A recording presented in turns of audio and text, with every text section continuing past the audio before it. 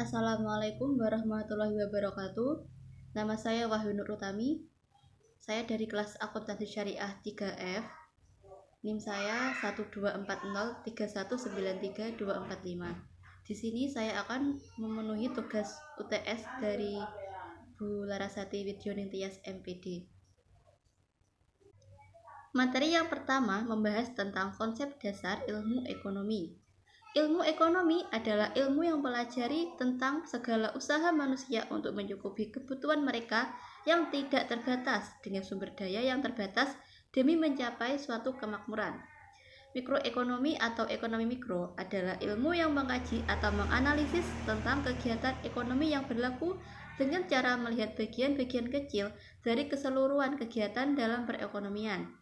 Sedangkan ekonomi makro sendiri adalah studi mengenai perekonomian secara menyeluruh atau agregat. Indikator ekonomi makro yaitu meliputi produk domestik bruto real, tingkat inflasi, dan tingkat pengangguran. Sedangkan indikator ekonomi mikro yaitu meliputi harga, produksi, dan distribusi. Permasalahan yang sering terjadi dalam ekonomi makro yaitu meliputi inflasi, meningkatnya pengangguran, pertumbuhan ekonomi, dan masalah keseimbangan neraca pembayaran. Sedangkan masalah ekonomi mikro yang sering terjadi diantaranya berupa masalah produksi berupa who, for whom, dan how. Jenis-jenis sistem perekonomian yaitu sistem ekonomi tradisional, sistem ekonomi pasar atau liberalis, sistem ekonomi komando, sistem ekonomi kapitalis atau kapitalisme yang biasa kita sebut, sistem ekonomi campuran, dan yang terakhir yaitu sistem ekonomi perencanaan atau etatisme atau sosialis. Hukum permintaan menerangkan jika suatu barang naik, jumlah permintaan untuk barang tersebut akan turun. Sebaliknya, jika harga turun, jumlah permintaan akan naik.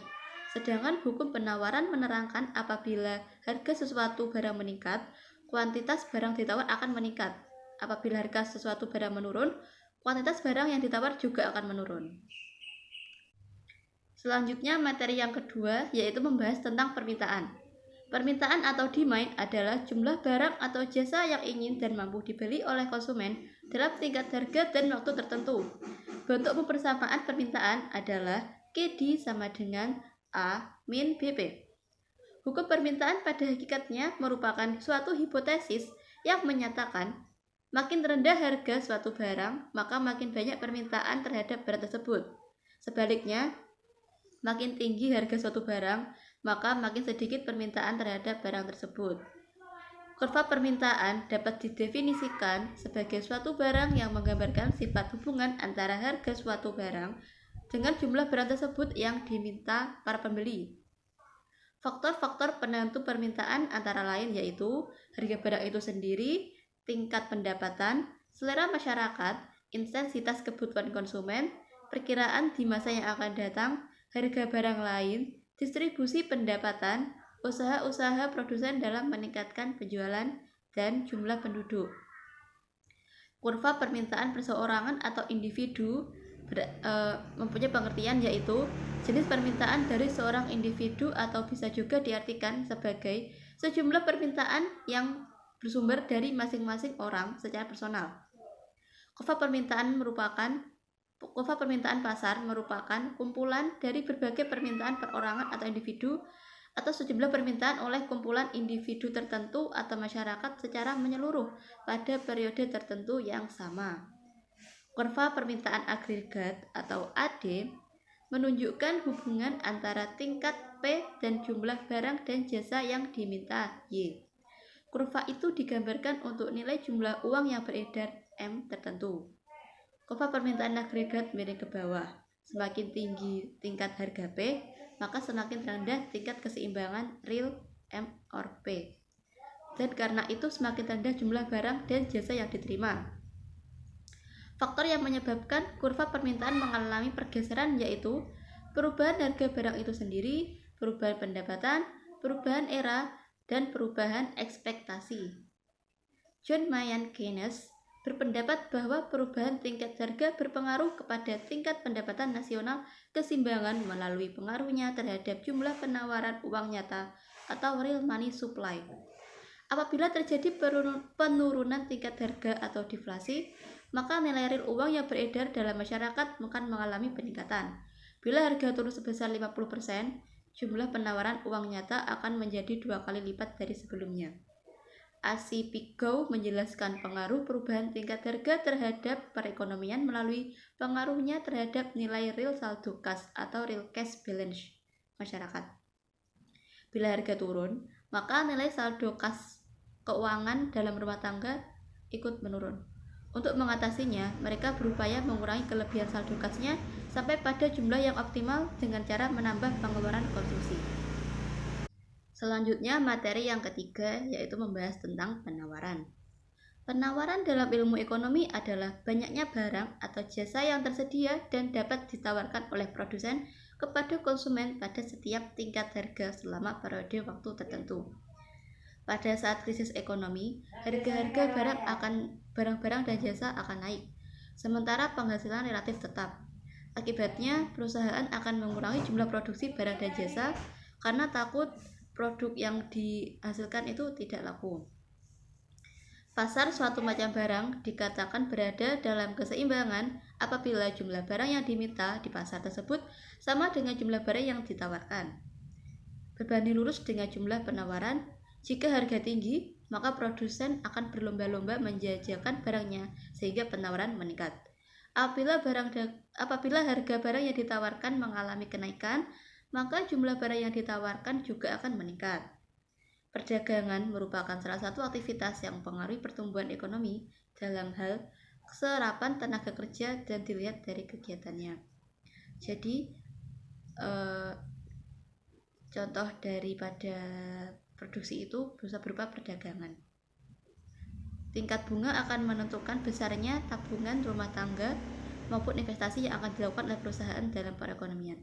Jadi dalam suatu perusahaan itu ada tabungan dan juga ada investasi agar tetap lancar.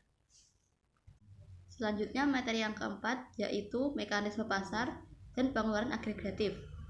Keseimbangan ekonomi adalah keadaan dunia di mana kekuatan ekonomi yang seimbang dan tidak adanya pengaruh eksternal dari luar atau keseimbangan nilai dari variabel ekonomi tidak akan berubah.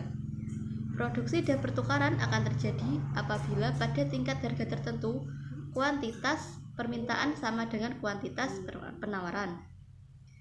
Tingkat harga tersebut dikenal sebagai harga keseimbangan.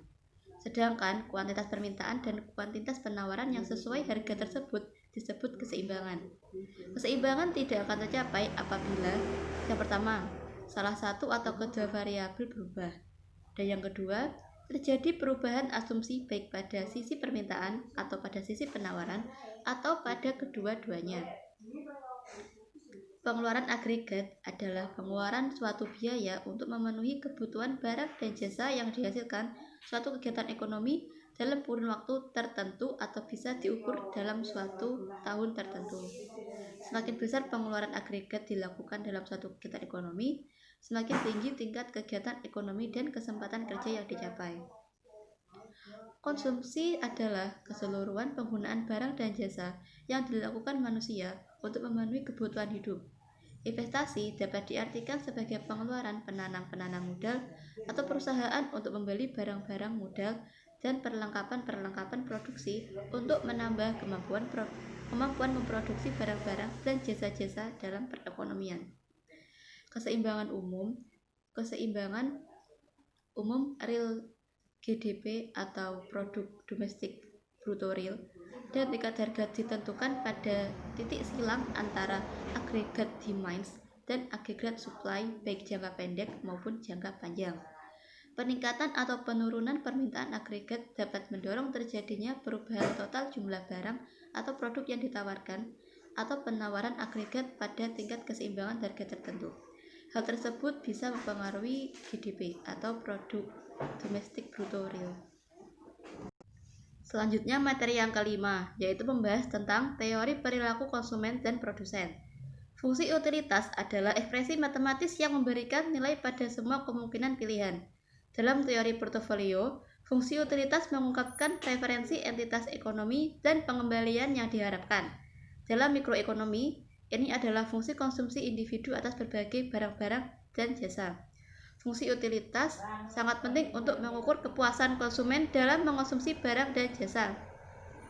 Pendekatan yang dipakai dalam teori ordinal adalah indifference curve. Kurva indifferent adalah kurva yang menghubungkan titik-titik keseimbangan kombinasi untuk memperoleh dua macam barang yang mempunyai tingkat kepuasan yang sama. Surplus konsumen adalah perbedaan antara jumlah maksimum yang bersedia dibayar oleh konsumen untuk sebuah produk dengan jumlah sebenarnya yang dibayar oleh konsumen. Surplus konsumen merupakan aplikasi penting dalam ilmu ekonomi. Apabila dijumlahkan dari banyak individu, maka surplus konsumen pada dasarnya mengukur jumlah manfaat yang diperoleh konsumen dengan membeli barang di pasar. Contoh-contoh kerjasama kelompok produsen antara lain seperti adanya kelompok negara penghasil karet, negara penghasil kopi, negara penghasil teh, negara penghasil minyak, dan lain sebagainya. Fungsi produksi yaitu suatu fungsi atau persamaan yang menunjukkan hubungan antara tingkat output dan tingkat kombinasi penggunaan input. Teori produksi yang sangat sederhana menggambarkan tentang hubungan di antara tingkat produksi suatu barang dengan jumlah tenaga kerja yang digunakan untuk menghasilkan berbagai tingkat produksi barang tersebut. Dalam analisis ini bahwa faktor produksi selain tenaga kerja seperti tanah, modal, dan kewirausahaan jumlahnya dianggap tetap, sehingga faktor produksi yang dapat meningkatkan produksi hanya tenaga kerja. Itu tadi merupakan teori produksi dengan satu faktor peubah. Selanjutnya, teori produksi dengan menggunakan dua faktor peubah. Dalam analisis selanjutnya, menggunakan dua jenis faktor produksi yang dapat diubah jumlahnya untuk meningkatkan tingkat produksi, yaitu faktor produksi tenaga kerja dan tanah. Dan diasumsikan tenaga kerja dapat menggantikan tanah atau sebaliknya. Materi ke-6 atau materi yang terakhir yaitu tentang teori biaya produksi. Biaya produksi merupakan semua beban yang harus dikeluarkan oleh produsen untuk dapat menghasilkan suatu barang produksi. Dalam teori ini dikenal berbagai macam atau jenis biaya dan dibedakan menurut jangka waktunya, yakni jangka panjang dan jangka pendek. Biaya tadi diklasifikasikan menjadi dua, yaitu biaya tetap dan biaya variabel. Biaya tetap ialah biaya yang besarnya tidak tergantung pada hasil produksi. Artinya biaya tetap dikeluarkan dengan jumlah sama meskipun hasil produksi mengalami penurunan. Sedangkan biaya variabel ialah biaya yang besarnya berubah-ubah mengikuti tingkat produksi. Artinya, biaya ini akan semakin meningkat mengikuti biaya produksi yang dikeluarkan. Pada teori biaya produksi periode jangka panjang, semua biaya bersifat variabel atau berubah-ubah. Sedangkan pada periode jangka pendek bersifat tetap atau tidak berubah. Namun hal ini tidak menutup kemungkinan bahwa biaya tetap pada periode jangka pendek juga akan mengalami perubahan. Salah satu faktor yang menambah biaya adalah semakin berkembangnya perusahaan, maka diperlukan tambahan peralatan untuk menunjang hasil produksi suatu perusahaan. Untuk itu, tambahan biaya tetap dalam jangka waktu tersebut memang harus dikeluarkan. Sekian video presentasi untuk memenuhi tugas UTS Ekonomi Mikro dan Makro dari saya. Kurang lebihnya saya mohon maaf. Wabillahi taufik wal hidayah. Wassalamualaikum warahmatullahi wabarakatuh.